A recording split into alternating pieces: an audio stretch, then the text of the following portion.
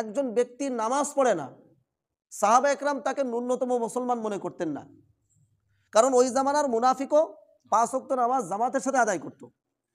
আর তাহলে একজন যে মুসলমান না, যে বছরের পর বছর, খুব খেয়াল করেন, একটা দুইটা ওয়াক্ত কাজা হতে পারে একটা মুসলমানের, কিন্তু যে বছরের পর বছর ইচ্ছাকৃতভাবে নামাজে আসতেছে না, এরকে আপনি মুসলমান মনে করতেছেন? এবার এই লোকটা মারা গেলে সর্বোচ্চ সম্মানের সাথে তার কিন্তু জানাজা হচ্ছে, তার কিন্তু দাফন হচ্ছে, তো বলবেন এটা আমাদের দায়িত্ব, দায়িত্ব কমায় দেন। আমি বলি কেন দায়িত্ব কমায় দেন? শোনেন, দায়িত্ব কমায় দেন, ভালো লোকগুলো এই জানাজায় আসবে না।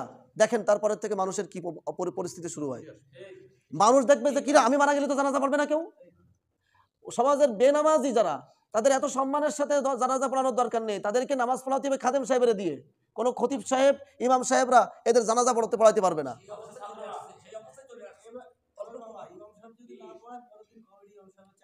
আরে ভাই, এই কথাটা পরের বিষয়, এই কথাটা পরের বিষয়, এই কথা তো বলতেছি এই জন্য যে আমাদের সমাজে যদি এরকম একটা নীতি থাকতো, সে যদি দেখতো, কারণ দেখেন রাসূল সাল্লাল্লাহু আলাইহি সাল্লাম যখনই দেখতেন মুনাফিক তখনই ওই জানাজায় শরীক হতেন না। আর রাসূল যে জানাজায় শরীক হয়নি, বড় বড় সাহাবা একরাম তারা কিন্তু ওই জানাজায় শরীক হয়নি। পরবর্তীতে হযরত হুযায়ফা রাদিয়াল্লাহু তাআলা আনহুর কাছে রাসূল সাল্লাল্লাহু আলাইহি সাল্লাম পুরো মুনাফিকের একটা লিস্ট দিয়ে গিয়েছিলেন।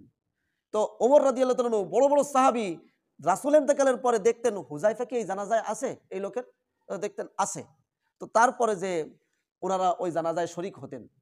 কথা এখানে বড় বুঝার বিষয়টা, একজন মুনাফিকের জানাজায় ভালো সৎ লোক, ভালো মর্যাদাবান লোক শরীক হওয়ার সুযোগ নেই। তাহলে আপনি যে ব্যক্তি মুনাফিক ওই জামানার 5 ওয়াক্ত নামাজ জামাতের সাথে পড়তো, আর যে ব্যক্তি বছরের পর বছর নামাজকে তরক করতেছে ইচ্ছাকৃতভাবে, তার জানাজা কিভাবে হচ্ছে?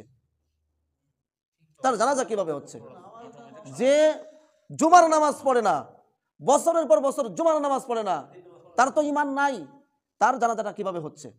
এমন অবস্থা চলতেছে আমাদের, এই যে আমাদের অধঃপতন আমি বলতেছি, একজন স্বঘোষিত নাস্তিক তার জানাজাও আমাদের উলামা একরামের কেউ কেউ পড়াচ্ছেন। তাহলে অধঃপতন শুরু হয়েছে কোথা থেকে? যে আমাদের যে উঠা বসা আমরা কমায় দিই, ইনশাল্লাহ পরিবর্তন হবে।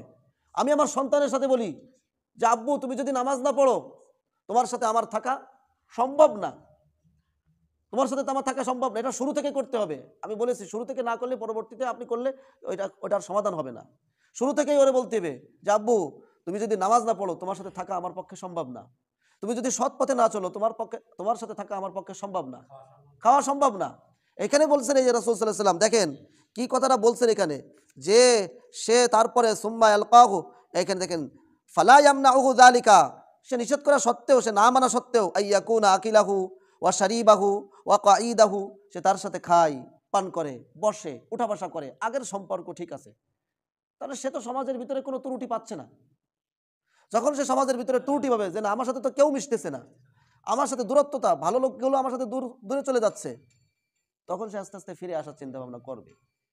তবে একটা বিষয় হলো, একটা খারাপ লোকের সাথে মিশতে হবে শুধুমাত্র দাওয়াত দেওয়ার জন্য, তাকে ভালো করার জন্য, কিন্তু তার গুণগুলো আপনি নিবেন, তার সাথে বসবেন, তার অনুযায়ী চলবেন। কি হয়েছে, ওনাকে ভালো বানাতে গেছেন কোথায়? সিনেমা হলে।